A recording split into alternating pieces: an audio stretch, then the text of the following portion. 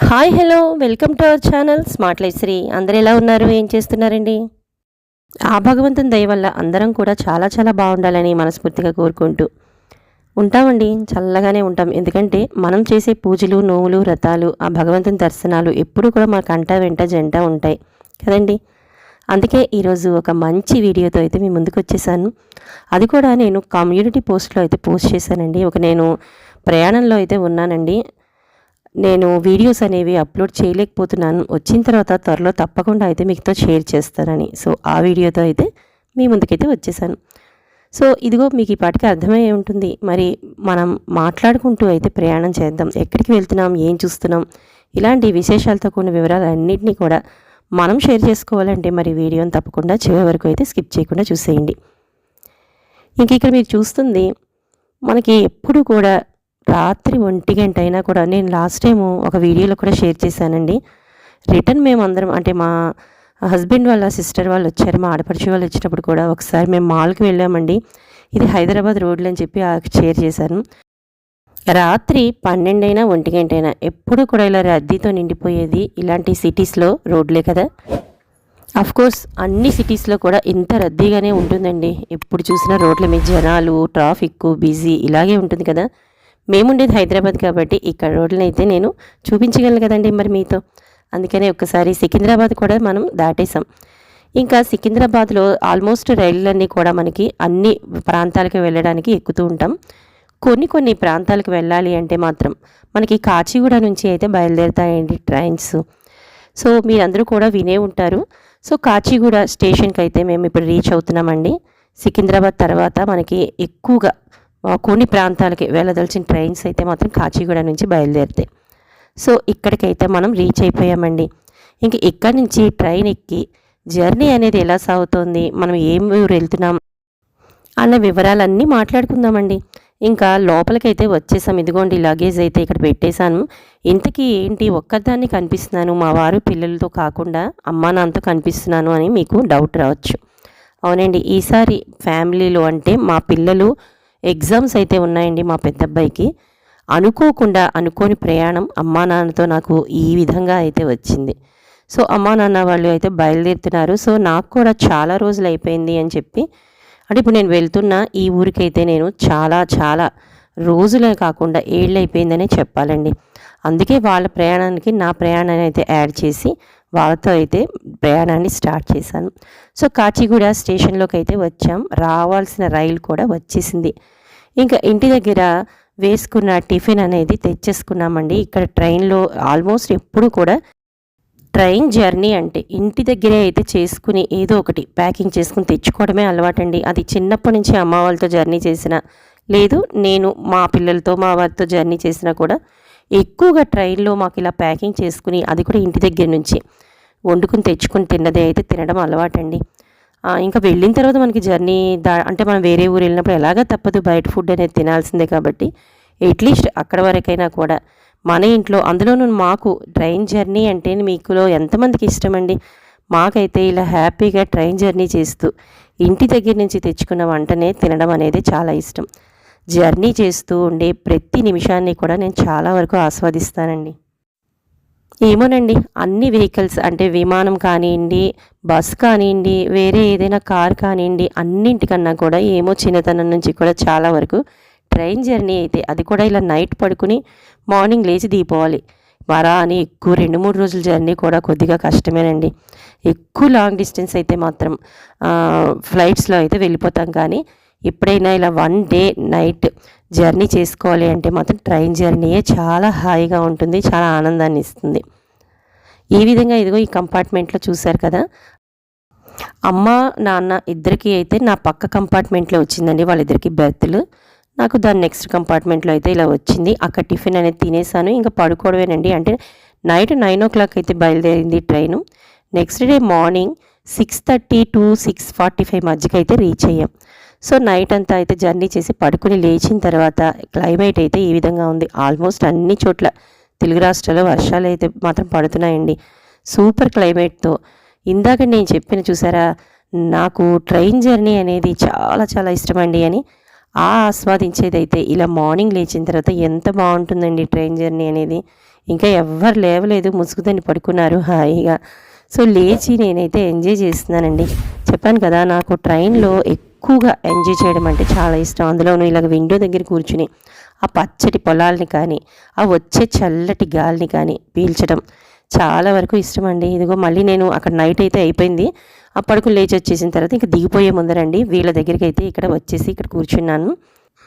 పచ్చటి పొలాల మధ్య ప్రకృతి గాలిని పీలుస్తూ ఇలా ట్రైన్ని ఆస్వాదించడం మీలో ఎంతమందికి ఇష్టం అనేది కూడా కామెంట్లో అయితే నాకు తెలియజేయండి.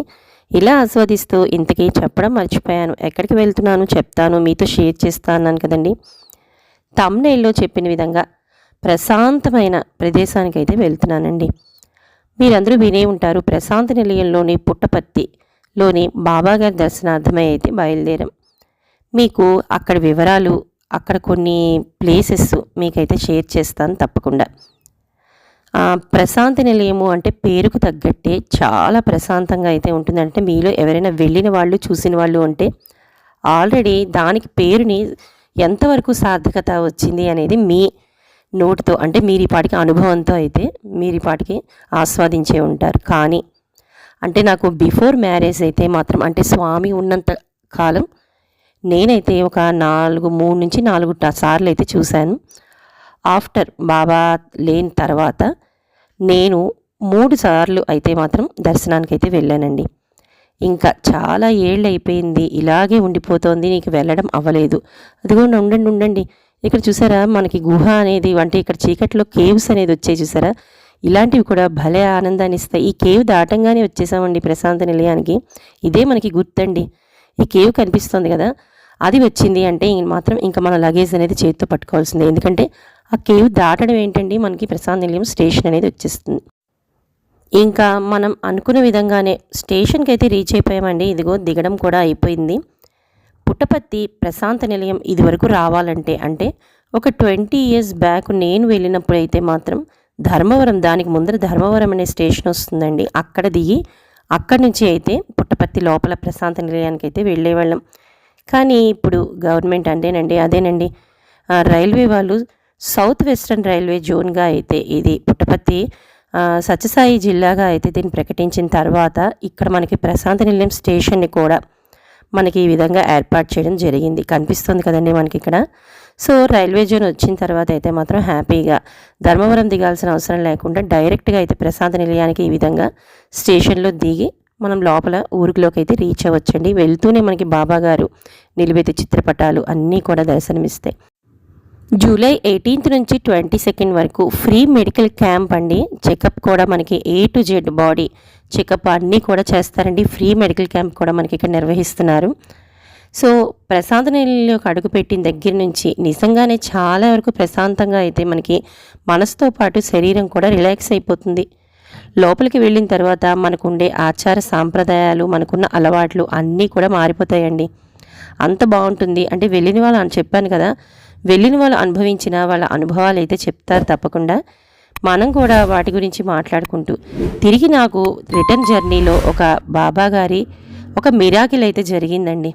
అదైతే మాత్రం తప్పకుండా మీతో నేను రిటర్న్ జర్నీలో షేర్ చేసుకుంటాను, అంటే ఆ వీడియోలో అయితే షేర్ చేస్తాను. సో ముందర పుట్టపర్తి లోపల ప్రశాంత నిలయంలోకి అయితే వెళ్తూ ఉండగా మనకి రైట్ సైడ్ చూడండి ఎంత చక్కటి శివలింగం అయితే మనకి ఎంత పెద్ద ఎత్తుగా కనిపిస్తోందో. ఇంక ఇక్కడ బాబాగారు ఏర్పాటు చేసిన సూపర్ స్పెషాలిటీ హాస్పిటల్ కూడా ఒకసారి చూసేద్దాం. ఇక్కడ ఎన్నో లక్షల మంది అయితే ఫ్రీగా వైద్య సదుపాయాన్ని కూడా పొందారండి. అంత మంచి సూపర్ స్పెషాలిటీ హాస్పిటల్ అయితే మనకి పుట్టపర్తిలో ఉంది. ఇంకా లోపలికి ప్రవేశించిన తర్వాత ప్రతిదీ కూడా మనకి ఆల్మోస్ట్ ఉచితమేనండి. ఎటువంటి ఎక్కువగా ఛార్జెస్ ఇవి ఏమీ ఉండవు. మనం పేరుకు తగ్గట్టే ప్రశాంతంగా మాత్రం ఒక జర్నీ అనే కన్నా ఒక యాత్ర చేయాలి అంటే మాత్రం పుట్టపర్తిని వెళ్ళి ప్రశాంత నిలయంలో బాబాగారిని దర్శించడం ఒకటేనండి. ఇలాంటి ప్రశాంతమైన వాతావరణం ఉన్న ఈ ఊర్లోకి అయితే నేను అడుగు పెట్టేస్తున్నానండి. మరి నేను వచ్చిన తర్వాత అవన్నీ కూడా మరి మీతో అయితే షేర్ చేయాలి కదా.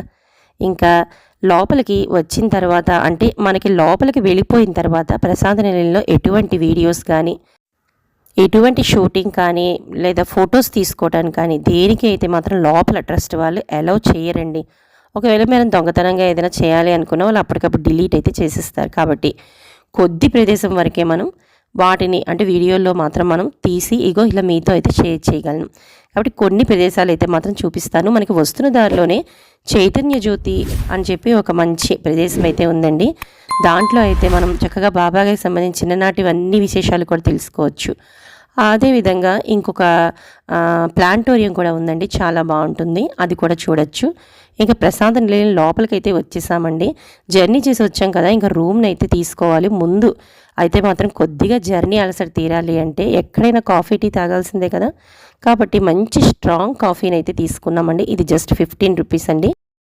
ఇంకా లోపల మనకి ఉన్న వసతి సౌకర్యాలు కానీ లేదంటే క్యాంటీన్కి సంబంధించిన వివరాలు అన్నీ కూడా మనం ముచ్చటించుకుందామండి రాబోయే వీడియోలో. ఇంకా అకామిడేషన్ కోసం అయితే ఈ విధంగా వెయిట్ చేసిన తర్వాత ఇక్కడ కూడా మాకు ఎంతటి మంచి అనుభవం ఎదురైంది అంటే, చాలా వచ్చిన వాళ్ళందరూ కూడా ఆల్మోస్ట్ వెళ్ళిపోయారండి. అంటే రూమ్స్ అనేవి లేవు.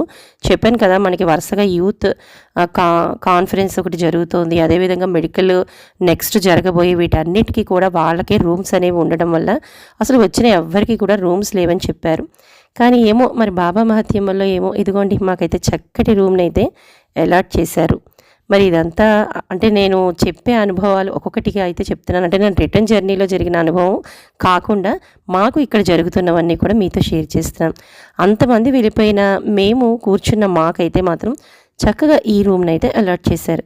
చూడండి, చక్కగా ముగ్గురికి అంటే అమ్మ నాన్నకి కాకుండా నాకు కూడా చక్కగా సెపరేట్ బెడ్ అనేది, అంటే ఇక్కడ 3 బెడ్ విత్ ఆ రూమ్కి మనకి లిఫ్ట్ సౌకర్యంతో పాటు వచ్చింది. ఇలాంటి బాబా కథలు, వింతలు, విశేషాలు అన్నీ కూడా మనకి జరిగిన మిరాకిల్స్తో మళ్ళీ మీకు రేపటి వీడియోలో అయితే తప్పకుండా షేర్ చేస్తాను.